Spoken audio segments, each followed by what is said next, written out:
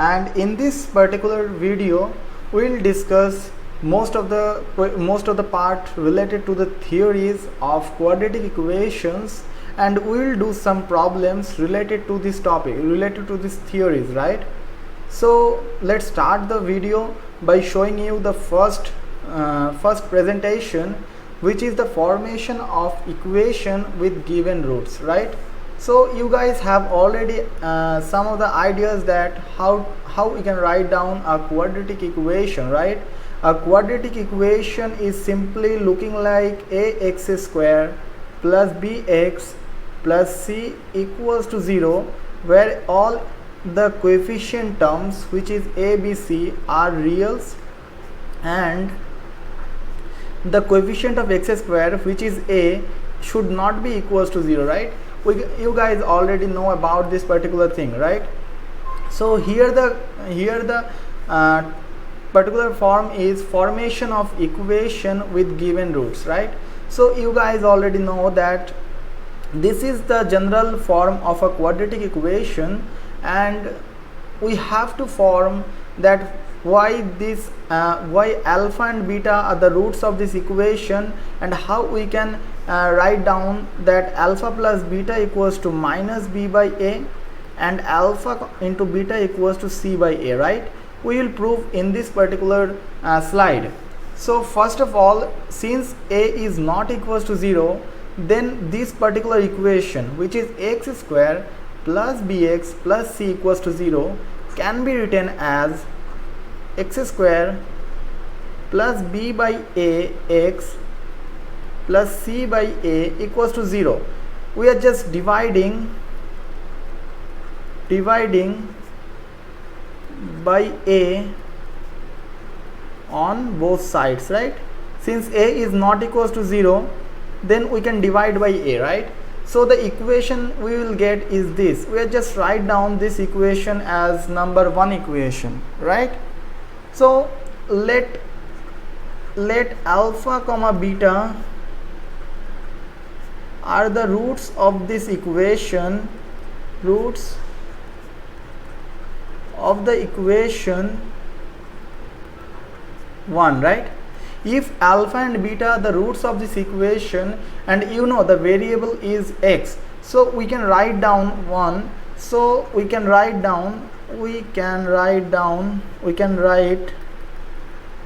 1 as x minus alpha times x minus beta equals to 0, right? How can we write down? Because when we put this particular part equals to 0, then we will get x equals to alpha, right? So we will get x equals to alpha, and when we will write this particular part as equals to 0, then we will get x equals to beta, right? So when we write down this particular part equals to 0, after expanding this particular part, it will be same as this part, because we are write down this particular equation as x minus alpha times x minus beta, right?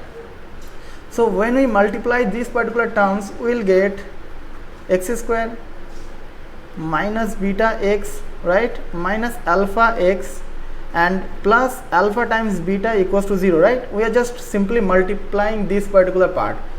So we will get x square minus, if we just take common x, then we will get beta plus alpha, right? Beta plus alpha, and alpha beta is there, right? So we can write down this. So if we just simply write down this particular equation in the form which is x square minus alpha plus beta times x plus alpha times beta equals to 0, then you can see that since alpha and beta are the roots of this equation, then 1 can be written as this particular part, right? I'm just write down here this particular thing as 1 dash. Since 1 and 1 dash are same, right? Since 1 and 1 dash are same, what we can say from this particular two equation, from I'm just writing down this particular and this particular equation, can you tell me? We can say that this particular part, which is b by a, equals to minus alpha plus beta, right? So we can say b by a equals to minus alpha plus beta, right? So what is the value of alpha plus beta? So alpha plus beta is nothing but minus b by a, right? So we will get this particular part. Okay, so can you tell me what is the constant part of 1, which is c by a, right? So here you can see that the constant part is alpha times beta. So what we can say, that alpha times beta equals to c by a. Since these two equations are same and this equation has roots alpha comma beta, then that particular equation can be written as x minus alpha times x minus beta. So after expanding this particular factor, we will get this particular equation, right? And since these two equations are same, so we can write down, we can, but just comparing these particular two equations, then we will get b by a equals to minus times alpha plus beta, right? So we will get sum of the roots, right? Here you know, right, alpha plus beta is nothing but sum of these two roots. So sum of the roots, right? And what is the product? It is called nothing but product of the roots, right? Product of the roots. So what is the value of this product of the roots, which is c by a, right? I think you guys have understand what I am just trying to make this particular thing, right? So I have to erase this particular part so that I can give you some of the examples related to this particular topic, which is wait a second, yeah. Suppose we have an equation which is x square minus 5x plus 6 equals to 0, right? So suppose we don't have any kind of idea about the roots, right? So after getting the roots, what we have to do, we have to follow, or we have to apply the Sridhar Acharya's formula, right? So you know, right, what is Sridhar Acharya's formula, which is x equals to minus b, I mean minus of minus 5 plus minus root under of b square. Here b is nothing but minus 5, so we can write down here minus 5 whole square, right? B square minus 4 times ac. Here a is 1, right? So a and c is 6, so we just write down 6 by 2a, right? 2 in times 1, because 1 is there in the place of a. So what is the value of this? 5 plus minus root under, this will be 25 minus this will be 24, you know, right? 4 times 1 will be 4 and 4 times 6 will be 24, right? And this will be 2. So what is the value of this? It will be 5 plus minus root under 1 upon 2, and that particular value has 5 plus minus 1 upon 2. So you know, right, a quadratic equation has two roots and two roots are actually at there. If we open this particular term by positive sign, we will get x equals to 5 plus 1 upon 2, which is nothing but 6 upon 2, which is equals to 3. If we open this particular term with negative symbol, we will get x equals to 5 minus 1 upon 2. So that value will be 4 by 2, right? So it will be 2. So here you can see that we will get two values of x. One is 3 and another is 2. So these are the roots of this particular equation which is given here, right? So if these are the two roots of this particular equation, then we can write down this particular equation as x minus 3 times x minus 2 equals to 0, right? We can write down this particular equation in the form, yes or not? Since 2 and 3 are the roots of this particular equation, so we can write down this. So yeah, that's true. So now you can see that, so the value will be x equals to 3 and x equals to 2. And also if we choose alpha and beta are the roots of this equation, you know, right, sum of the roots, which is alpha plus beta, will become minus b by a, which is nothing but minus of minus 5 by 1, right? So minus of minus 5 by 1, which is nothing but 5. And what is the product product will be only 6 because 6 by 1 will be 6, right? So here you can see that sum of the roots is 5 and product of the roots is 6, and here you know, right, 3 is a root and 2 is a root. If we adding them, if we add these particular two roots, we will get 5 which is there. If we multiply these two roots, we will get 6 and 6 is there. So you understand, right, that sum of the roots is 5 because we are just applying the formula, and product of the roots is 6, right? Here we have already seen this particular formation. So you can understand that the formation of equation with given roots, right? So let's move to the next slide, which shows you the common roots, right? Suppose you have two quadratic equations, right? You have two quadratic equations. Suppose I'm just write down these two quadratic equations as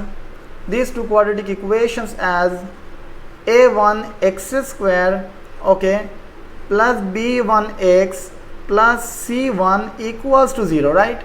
I'm just renaming this particular quadratic equation as 1, and I'm just write down the second equation as a2x square plus b2x plus c2 equals to 0, right? We have two quadratic equations. So the particular term says that common roots, I mean we will get some common roots. Since a quadratic equation has two roots, then either one root common, right, and or two roots common, right? Two roots common, right? Here first of all we have to discuss one root common, right? When one root will be common, what will be the condition for which one root will be common in two particular quadratic equations, right? I'm just giving you the data. I will not show you the proof, but it will be very easy. If you want to show me the proof, I will let you know. I will discuss in the upcoming videos. But first of all, I have to tell you about what will be the condition for which one root will be common for two quadratic equation. First of all, you can see that the first equation has coefficients a1, b1, c1 as the coefficient of x square, coefficient of x, and constant term. Similarly, a2, b2, c2 are the coefficients of second equation, right? So if one root will be common, if one root of 1 and 2 will be common, then we will have determinant of a1 b1 a2 b2 times determinant of b1 c1 and b2 c2, right, which is equals to determinant of c1 a1 and we will have c2 a2, that particular determinant's whole square. So what we are just doing, we are taking for the first row as a1 and b1. Here you can see, right, the coefficient of x square and the coefficient of x is on the first row of the determinant, right? And we will take in the second row as the coefficient of x square and the coefficient of x for the second equation. So we can write down this particular determinant as a1 b1 a2 b2, right? And I have to multiply this with another determinant which has first row as the coefficient of x and the constant term of the first equation, which is b1 c1 you can see, and b2 c2 for the second equation, and which is equals to c1 a1. I mean the first component is the constant term of the first equation and the second component of the first row is nothing but the coefficient of x square of the first term. So we can write down C1A1 in the first place and C2A2 in the second place, and we have to take the square. So you know, right, what is the value of a 2 cross 2 determinant? If we just write down suppose 2, 3, minus 1 and 5, then the determinating process would be we have to multiply the 1 1 position, I mean the first row first position, which is 2 times 5. I mean we have to cross multiply these two. It will be 2 times 5 and minus of these particular 2's multiple, right? So it will be minus 1 times 3.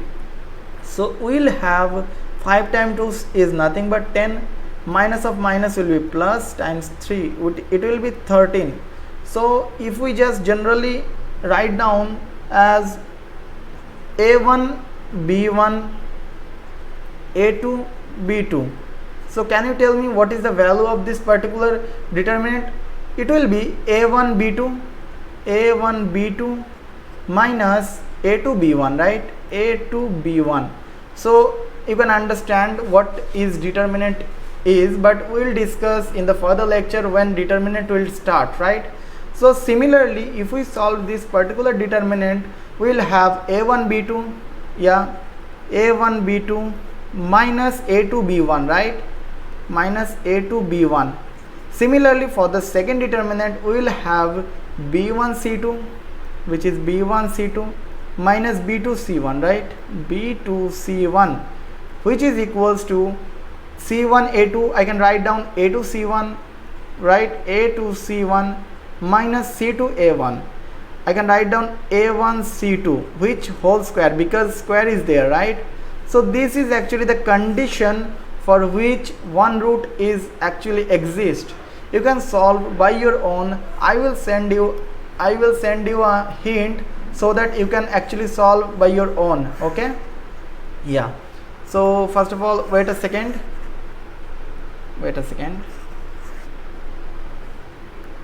Yeah, so think about it in this way, that if alpha be the common root, if alpha be the common root of the equation 1 and 2, right? If alpha be the common root of the equation 1 and 2, then what we will have?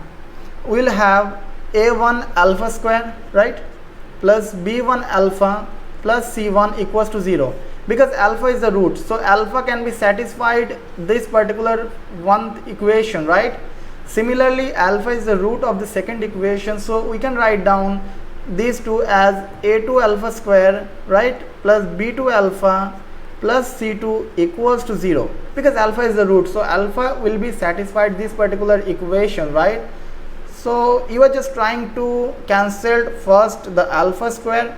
In order to cancel this particular alpha square term, you have to multiply this particular equation with A2, and we have to multiply this particular equation with A1 and subtract them. I am just showing you the hint so that you can try by your own, right? And after cancelling this alpha 2, you will have the value of alpha, right? And again you have to solve, you have to cancel the term related to alpha, and you will get alpha 2. And this particular way you have to try to find out this particular expression. It will get, we will discuss in this on the upcoming lecture, so that you are just trying to understand this particular thing.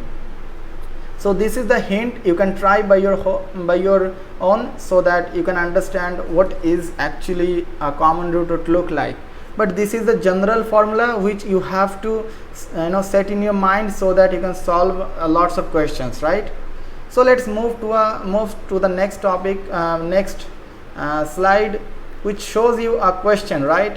This is an important question, which is the value of k, so that the equations this x square minus x minus 12 equals to 0 and kx square plus 10x plus 3 equals to 0 may have one root in common, right? And the options are there.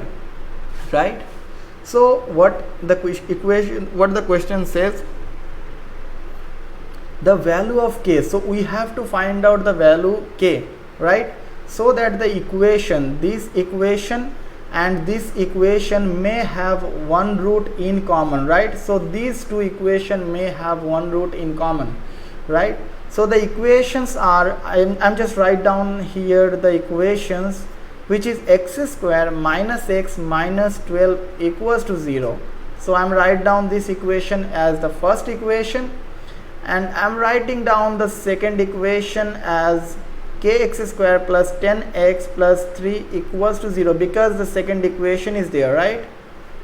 So since one root is common, I don't know what root will be the common, but I know the formula. The formula will be determinant of component of x square and the component of x of the first equation will be in the first row, right? So it will be 1 and minus 1, right? Here you can, right, nothing is there, I mean, so 1 is there, right? Because we can multiply by 1. And the second row will be k and 10, right? K and 10. And we have to multiply with another determinant which has the coefficient of x and the constant term, which is minus 1 and minus 12. So we can write down minus 1 and minus 12.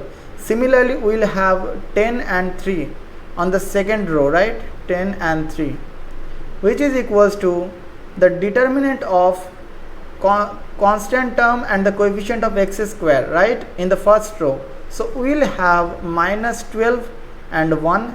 Similarly, 3 and k will be in the second row, right? 3 and k. So we have to take the square, right? So let's solve this particular determinant so that we can find out the root, find out the value of k, right? So we have to multiply 1 by 10. It will have 10, right? And minus of k times minus 1 is nothing but minus k. So minus k is there, right? So we have to, and again we have to take the determinant of this particular part. It will have minus 1 times 3, it will become minus 3. Minus of 10 times 12, it will have 120, minus of 120. So we will have plus 120, right?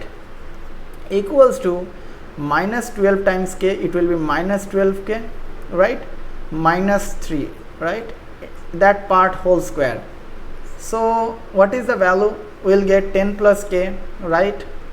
10 plus k times 117, right? 117 equals to, it will be definitely 12k plus 3, that part whole square, because minus we can take common, we can take the negative part common and the square part will be cancelled out, that negative part, right?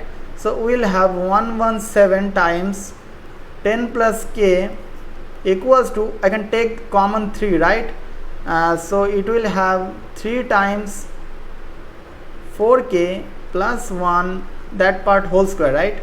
So I will have 117 10 plus k equals to 3 square, I mean 9 times 4k plus 1, that part whole square, right? So I can cancel this particular 2 part and I will have 1, I mean 3, right? 13 times 9 is nothing but 117. So I will have 13 times 10 plus k equals to 4k plus 1, that part whole square, right? So what will be the value? Just I have to calculate this particular part. I can multiply 13 times 10, it will be 130, and 13 times k, it will be 13k, equals to 4k whole square, it will be 16k square plus 2 times 4k times 1, right? 2 times 4k times 1 plus 1 square, right? So we will have 130 plus 13k, right, equals to 16k square plus 8k, right, plus 1. Am I right? Yeah. So I can write down this as 16k square plus 8k plus 1 minus 13k minus 130 equals to 0, right? I have to erase the left side because I haven't any kind of space in this particular slide. Okay, just write down all these things. I think you have already write down all these things, so I have to erase. Okay, so if I will calculate this particular part in further, so I will have 16k square minus 5k, right, minus 129, which is equals to 0. I think I understand that this is a mammoth size equation, but you can solve by your own, right? The value of k will be k equals to minus b, right? I am just applying the Sridhar Acharya's formula, which is minus of minus 5 plus minus root under of minus 5 whole square, right? Wait a second. Yeah, minus 5 whole square minus of 4 times 16 times minus 129 upon 2 times 16, right? Okay, so just trying to solve this particular term so that I can wait for a while, right?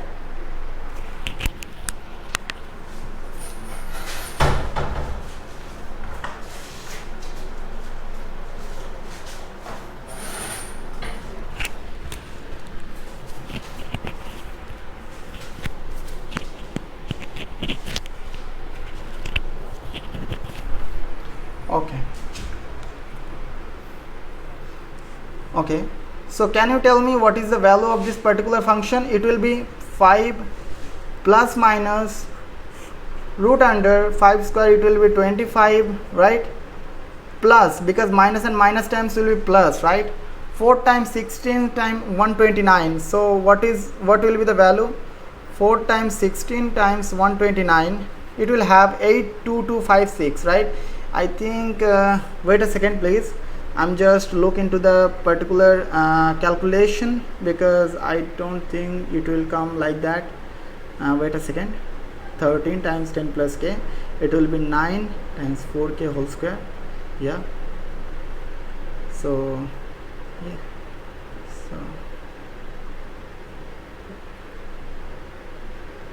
so what it may be, we will have this particular term, so it will be 8256, you can calculate, right? And by 32, so what is the value? It will be 5 plus minus,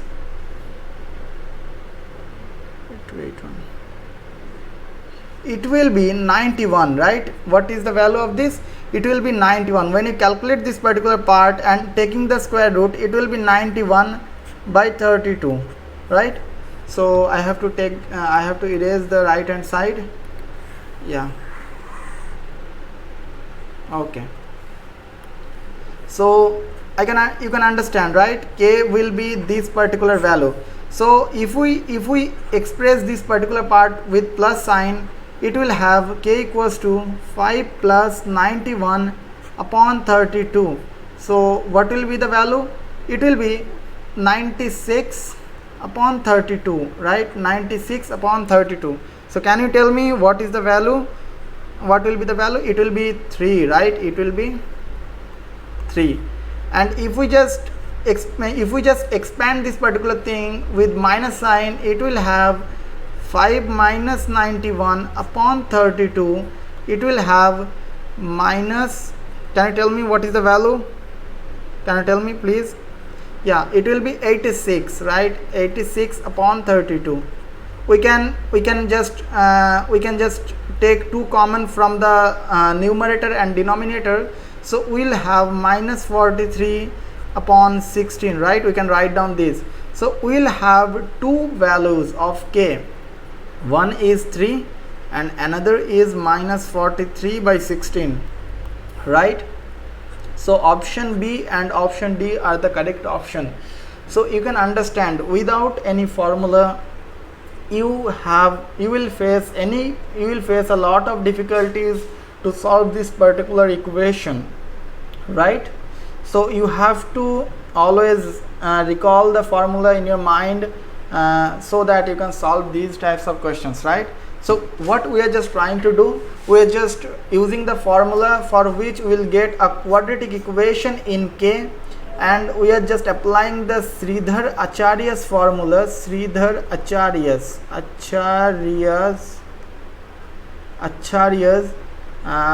wait a second, yeah, Sridhar Acharya's formula, right, for which we will see that K has two values, one is 3 and another is minus 43 by 16, right? Okay, let's move to the next part, which is both roots common. This is a very easy part.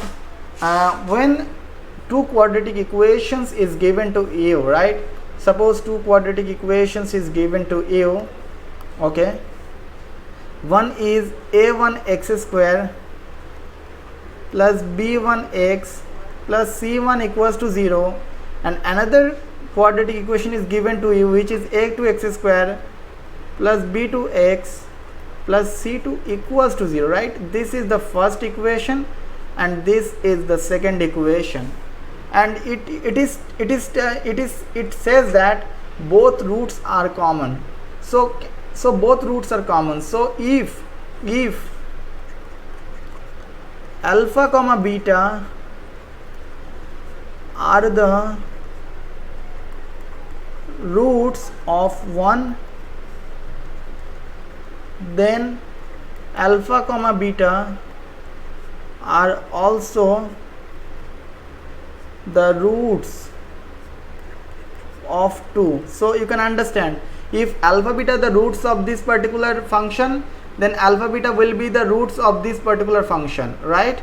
So for 1, right, from 1, sorry, just wait a second, yeah, from 1, if we apply the relation between roots and coefficients, apply relation between roots and coefficients, what we will have, alpha plus beta will be minus b1 by a1. I'm just taking the first equation, because I'm right down here, right? And what will be the value of alpha into beta? Can you tell me? The alpha into beta will be c1 by a1, right? I'm just applying the relation between roots and coefficients, or you can say sum of roots and product of roots, right? The sum of the value of the roots and product of the value of the roots, right? So alpha plus beta will be minus b1 by a1, and alpha times beta will be minus c1 by a1. Okay, and from second equation, what we'll have, we have to apply the same rule. We have to apply the same rule, which is a relation between roots and coefficients. Since alpha and beta are the roots of this equation also, then we can say alpha plus beta will be minus b2 by a2. Am I right? Yes, b2 by a2. Similarly, alpha times beta will be c2 by a2. Yeah, c2 by a2, right? Okay, so here you can see, that in these two part, alpha plus beta and alpha plus beta are same, right?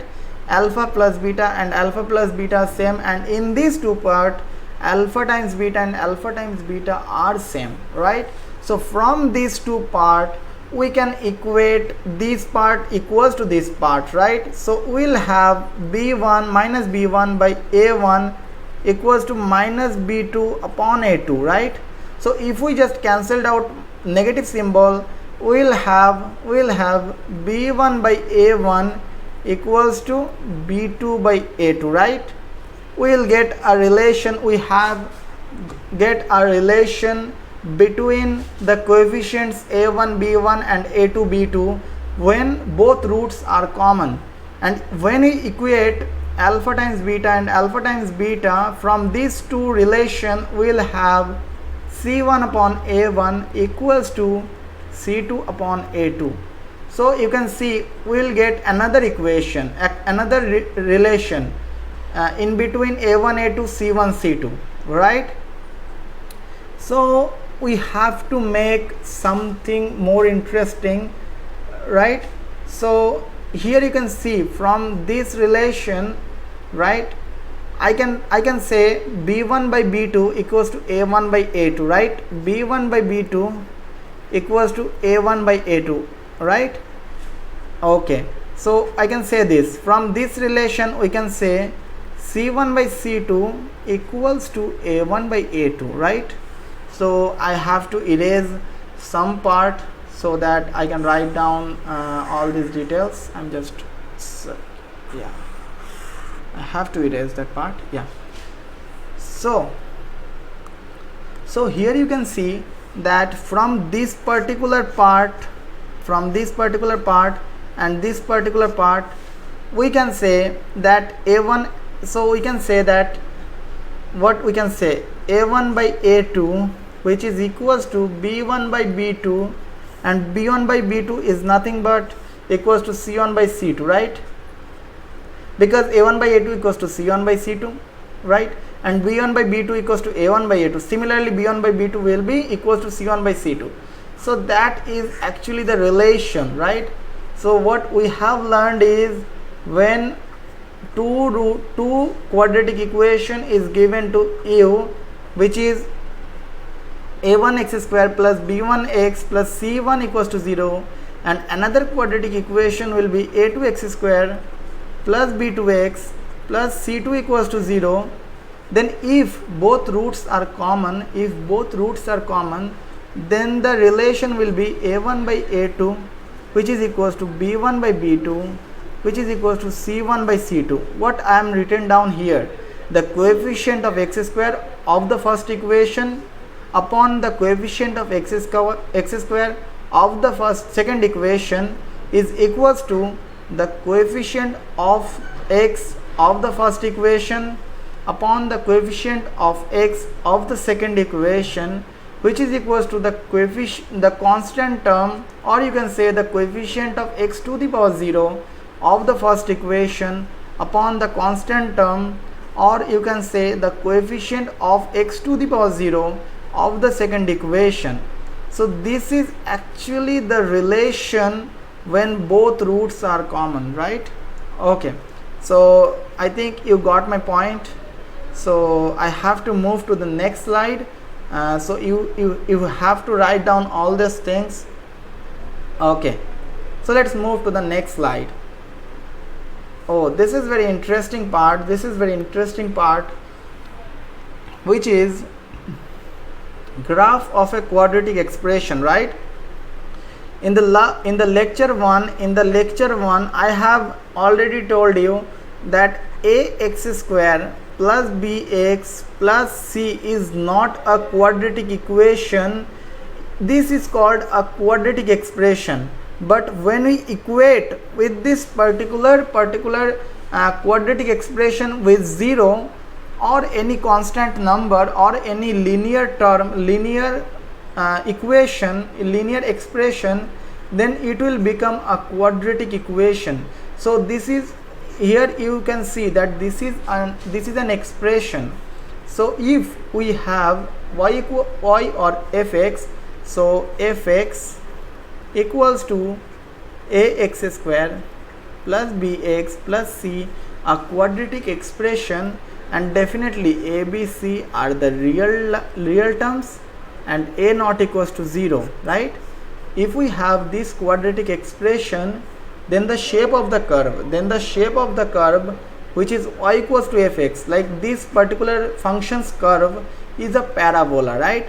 And the parabola will be either looks like that or either looks like that, right? I'm not actually draw this parabola. It is not looking like that, but it is almost similar to a parabola, right? So a quadratic expression is always a parabola, right? So this is actually, this first term is says that the shape of the curve y equals to fx is a parabola, right? So let's move to the next part, which shows you if a is greater than 0, you know, right, the quadratic expression is ax square plus bx plus c, right? So if the coefficient of x square, which is a, if the coefficient of x square, which is a, is greater than 0, which is a is greater than 0, I mean positive, then the parabola opens upward. Opens upward means the parabola would look like that. It opens upward, right?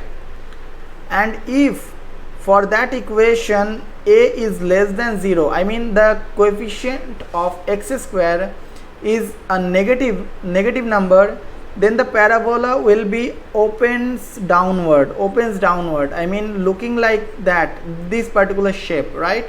So if a is positive, then parabola will be opening upward or opens upward. If a is less than 0, then the parabola will be opening downwards or opens downwards, right? And sometimes student says, sir, can you tell me what is the condition when a equals to 0? So student, I have already told you that a should not be equals to 0, which is also from the previous condition you can say a should not be equals to 0. So we can't say anything when a equals to 0 will happen, because for the case of a equals to 0, this particular quadratic equation will not be, this particular quadratic expression will not have any quadratic expression looking, it will not looks like a quadratic expression, right? So you can understand. So for a equals to 0, this total part will be vanished out and we will have only bx plus c. So this is not a quadratic expression, right? So we can't take a equals to 0. We have to take either a greater than 0 or a less than 0. When we will see in a quadratic equation that the coefficient of x square is greater than 0, then we can say that the graph of this quadratic expression will be opening upwards, and when a is less than 0, then the graph will be opening downwards, right? It almost looks like that. We'll see in the next slide. So wait for the next slide. Yeah, so let's move to the next slide. Okay, so for d greater than 0, let me discuss another thing, which is for d greater than 0, parabola cuts x axis in two distinct points. Wait a second. First of all, I have to write down the x and y coordinate, right? You guys already know what is x and y coordinate, right? If it is x, then it will be y, and it will be x dash, and it will be y dash, right?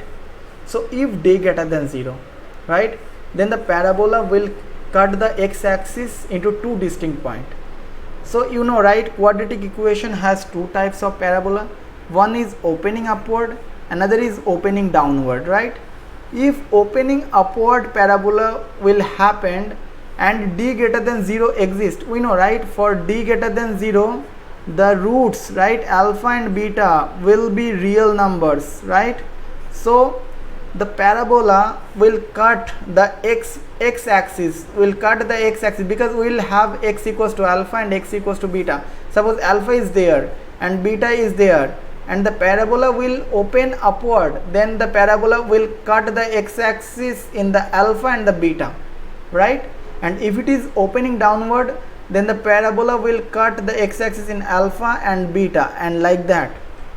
I mean, for d greater than 0, the roots will be real. Since the roots will be real, it will be in the point on the x axis, and if the parabola will be opening downward, then it will cut the x axis into two distinct points. And if the parabola will be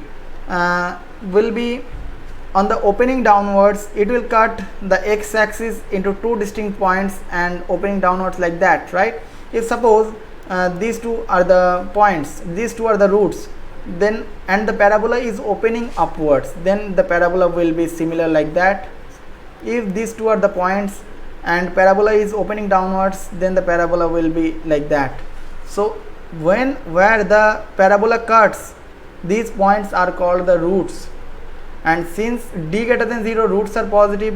Since roots are real, roots will be lies on the x-axis. Since roots will be lies on the x-axis, the graph will definitely cut on the x-axis, and since the graph will cut on the x-axis, either opening downward or opening upward, right? So these are the actual conditions, so that we can say for the case of distinct points. Okay, wait a second please.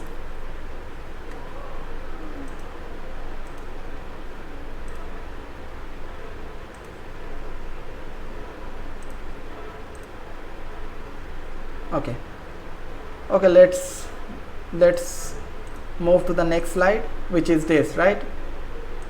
So wait a second please. Yeah, okay, let's see something very important here. I am just actually actually attached the graph of this particular thing, right?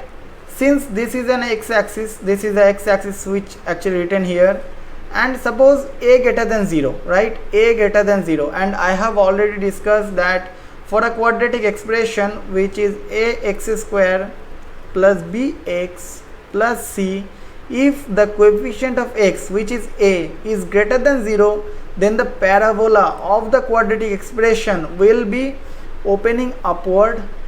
And if d is greater than 0, we know that alpha and beta, I mean the roots, are real. Since roots are real numbers, it will be a point, it will be lies on the point on the x-axis. So suppose this is alpha and this is beta, so these are the two roots, right? So for d greater than 0, roots will be real number and they are distinct, so that is why alpha and beta are not same. And the graph which is opening upward parabola will cut the x-axis into two distinct points, which are alpha and beta, and these 2 points are nothing but the roots of this quadratic expression, right? You can understand. Similarly, for a less than 0, we know the graph will be opening downward, right? Here you can see that it is opening downward, here you can see it is opening upward, right? So for the case of opening downward, if alpha and beta are the roots, since d greater than 0, then roots are real. If roots are real, then roots will be lies on the x-axis.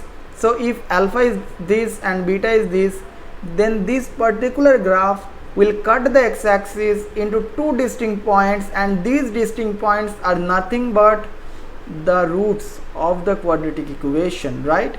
So you can now understand what am I trying to say, right? So let's move to the next slide, which is this. So here it says that for d equals to 0, I mean the discriminant equals to 0, right? Right, for the case of discriminant which is equals to 0, then alpha and beta will be same. I mean the roots alpha and beta are same and they are real numbers, So if alpha and beta will be same, then on the x-axis, right,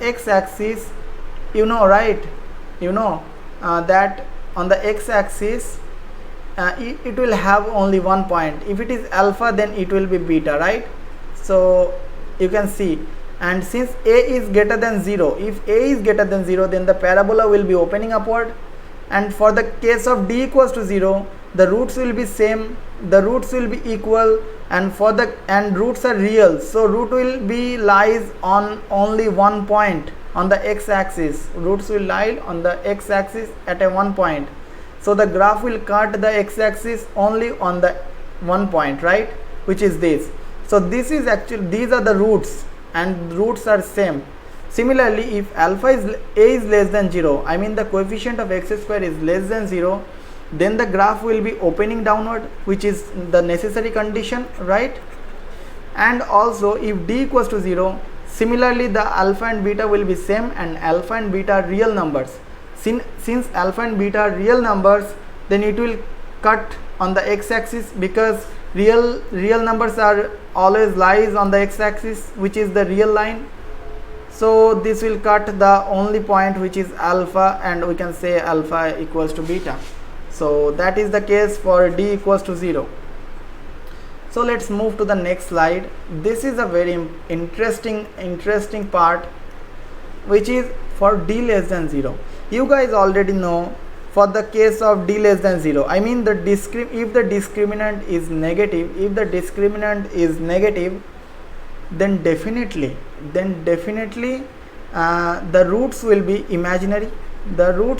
imaginary. I can write down alpha beta belongs to C, I mean the complex numbers. And we know on the real line, which is the x-axis, complex number doesn't lies. On the real line, real numbers are plotted on the real line, and complex number doesn't plot it on the real line, right?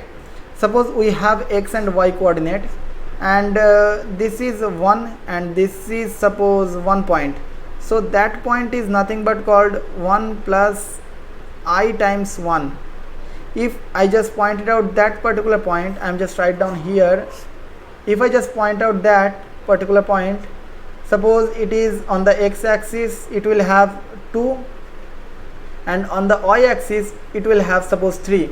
Then that particular point will be, either we can write down 2, 3, or we can write down this as 2 plus 3i, or I times 3, right? So this is a complex number. So here you can see, for d less than 0, the graph, first of all, for a greater than 0, the graph will be opening upward, there is no issue. But when d is less than 0, then d will not cut the x-axis, because there doesn't have any real roots. Since there doesn't have any real roots, we will have no real numbers which lies on the x-axis, right? Which will be the roots of this particular equation. That will not happen. So the graph will not cut the x-axis, and the graph will look like that. So if a is greater than 0, the graph will be opening upward, and for d less than 0, it will not cut the x-axis. Similarly, for a less than 0, the parabola will be opening downwards. The graph of the parabola will be opening downwards, and for d less than 0, it will not cut the x-axis. So it will be lies beyond or outside of the x-axis. So it will look like that, right? Okay, so let's move to the next part, which is very important. So if you guys have any kind of query, you can ask me on the comment section, and I will try my best to solve your doubts, right? So the next point is sign of quadratic expression, right? This is very important. Quadratic expression may be greater than 0, may be less than 0, may be greater than or equals to 0, may be less than or equals to 0, right? So we will discuss in this particular lecture. If alpha comma beta are real and equal, so what is alpha and beta? I have already told you that alpha and beta are nothing but the roots of the quadratic equation. Alpha and beta are nothing but the roots of the quadratic expression or equation, that is d equals to 0. Alpha and beta are real and equal. I know, right? You know, right? For equal roots, the discriminant will be 0, and they are real, right? And they are real. So okay, wait a second. Yeah, roots of the quadratic equation. Then the sign of the expression, ax square plus bx plus c is as follows, right? So the condition is d equals to 0 will be there. So alpha and beta are the roots of this equation, then they are real, and alpha and beta will be same because d is equals to 0, right? So if d is equals to 0 and alpha beta are the roots of this equation, and alpha equals to beta will happen, then ax square plus bx plus c, that is the quadratic expression, will be greater than or equals to 0 if a is greater than 0. So condition is, if a is greater than 0 and d equals to 0, then the quadratic expression, which is ax square plus bx plus c, is greater than or equals to 0, right? And if a is less than 0 and d equals to 0, so d equals to 0 are fixed, right? then the quadratic expression, which is x square plus bx plus c, is nothing but less than or equals to 0, right? So if a is greater than 0 and d equals to 0, the quadratic expression will be greater than or equals to 0. If a is less than 0 and d equals to 0, then the quadratic expression will be less than or equals to 0, right? Okay, so let's move to the next slide, which says that if alpha and beta are imaginary, so you know, right, for alpha and beta are imaginary, I mean belongs to complex number, then definitely the discriminant will be less than 0. I have discussed with that part. Then the expression which is x square plus bx plus c, that is the quadratic expression, will be positive if a greater than 0. So you can understand, when d is less than 0 and a is greater than 0, then the quadratic expression is strictly positive, and when the quadratic expression is less than 0 if a is less than 0. So what we will get? D is less than 0 fixed, right? Fixed. If a is less than 0, then the quadratic expression, which is x square plus bx plus c, is less than 0. If a is greater than 0, then the quadratic expression, which is x square plus bx plus c, is greater than 0, right? So you have to remember these conditions, so that in order to solve some of the questions, you will feel a lot of understanding. You will feel that the question will be solved very easily, right? So let's move to the next slide. This is also a very important thing, which is, if we have already discussed for d equals to 0 and d less than 0. So some of the students will say that, sir, can you tell me what will be the case for discriminant will be positive when? You know, right? For the case of discriminant positive, for the case of d greater than 0, you know, alpha and beta, I mean the roots of the quadratic equation will be real and they are distinct, right? They are distinct. So either alpha is less than beta, I mean since they are distinct, then one of them will be greater than other. Since 2 and 5 are distinct, then obviously you can say 2 is less than 5 because 5 is bigger than 2. So one root will be bigger than another root. Similarly, that root will be less than the root. So if alpha and beta will have alpha less than beta will happen, then what will be the case? If beta less than alpha will be there, then what will be the case? It is actually discussed here. So what it is says, like if d is greater than 0, then roots of the quadratic equations, right, which is alpha and alpha is less than beta, which is given, right? Alpha is smaller than b, that means beta is bigger than alpha. Then the sign of the expression, which is x square plus bx plus c, where x belongs to real, is determined as follows. What it is says here, since alpha and beta are the relation is given alpha less than beta, so on the real axis alpha will be left side of beta. On the real axis, if 2 is less than 5, 2 should be left side, and on the right side it will lies 5. Similarly, if alpha is less than beta, then alpha will be on the left side and beta will be on the right side of alpha, right? Alpha will be on the left side of beta and beta will be on the right side of alpha. And it says that sign is same as that of a, means if we will take beta to infinity, right, in that period the quadratic expression sign will same as that a. I mean if a is greater than 0, in the case of beta to infinity, the quadratic expression will be greater than 0. If a is less than 0, then the quadratic expression will be less than 0. And in the alpha beta range, sign is opposite to that of a. I mean sign is opposite to that of a. I mean if a is greater than 0, then a and then the quadratic expression will be less than 0. In AB, if A is less than 0, then the quadratic expression will be positive in A into B, AB, right? And if we will take minus infinity to A, then sign is same as that of A. So what we have got is in the range minus infinity to alpha union beta to infinity, right? So in that period, that region, and in that region, the quadratic equation, which is ax square plus bx plus c, will behave as A behaves. I mean, if A is greater than 0, then that particular quadratic expression will be greater than 0. If A is less than 0, then that particular quadratic equation will less than 0. And in the range alpha comma beta, I mean that particular part,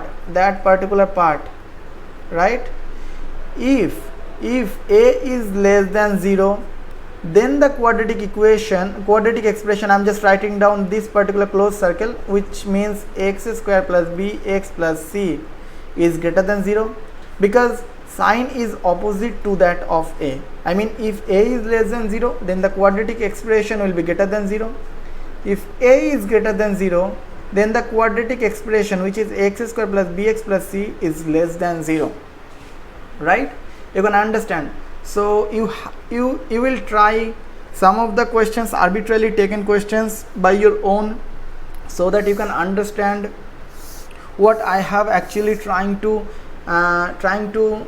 teach you in this particular lecture.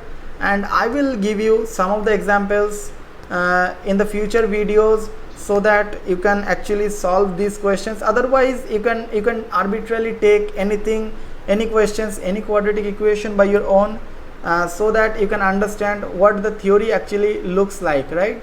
These are the very important theories which you have to understand very deeply. Otherwise, you may not solve any quadratic expression or any quadratic equation without this concept. So you have to dig deep into this concept, and also understanding very deeply about that concept. So till then, learn about this quadratic equation, and we will discuss some of the very important questions in the upcoming video. Till then, do mathematics, do solve lots of mathematics related to these quadratic equations, and we will meet soon. Thank you for attending this lecture. Yeah.